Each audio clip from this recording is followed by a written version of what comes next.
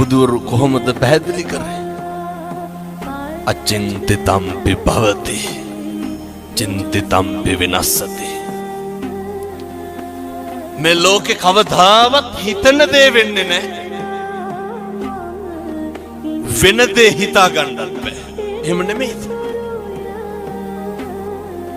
අපි නඩත්තු කරන අපේ ළඟම තියෙන වස්තුව මොකක්ද?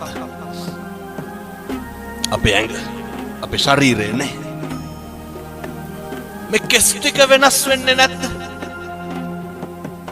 මම මේ කියන්නේ බාහිරයේ පැත්තකින් තියලා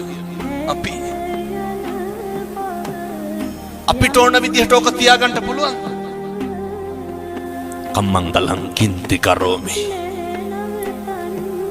කර්මය දැඩි වුණාම හැම එකක්ම මේක වෙනස් වෙනවා. මතක තියාගන්න. දල්ල කඩි කාලා මිනිස්සු